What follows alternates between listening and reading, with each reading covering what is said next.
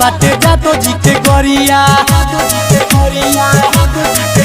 यार पेन्ही के तू सरिया कोई तिया के ओरिया चलो जल्दी खड़ा बाटे जादो जी के गोरिया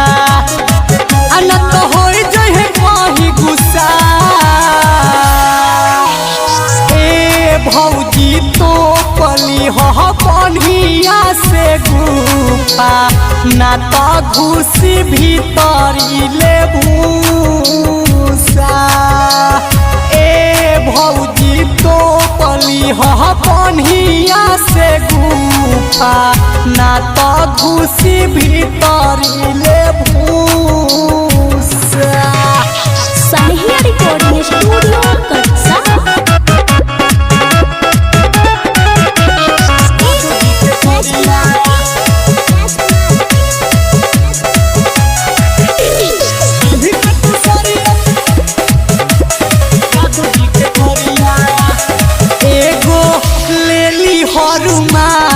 मुहावा बान्हे खातिर होला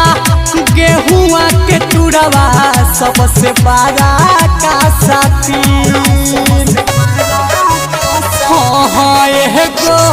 लेली हरुमाल मुहावा बान्हे खातिर होला गेहुआ के टुड़वा सबसे बड़ा का साथी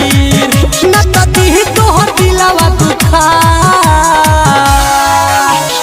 ए भौजी तो पोलो ना बनिया से गुफा ना तह घुसी भीतरी ले भूसा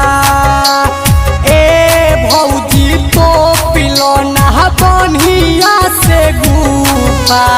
ना तह घुसी भीतरी ले भूसा कोपना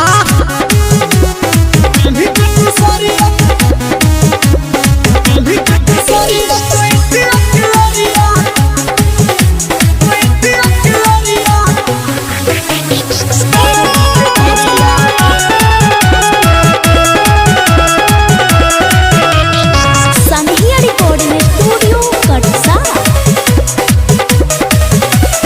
बोझा फेंकला पर कुछो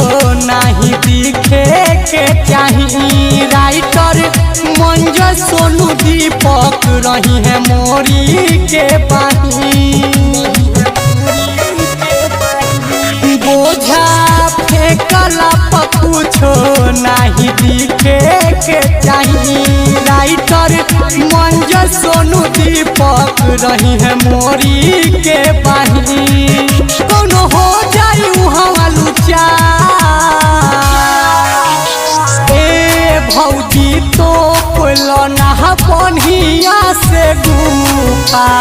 ना तह घुसी भीतरी ले भूसा ए भौजी तो पिलो ना बनिया से गुफा ना तह घुसी भीतरी ले भूसा कोपना।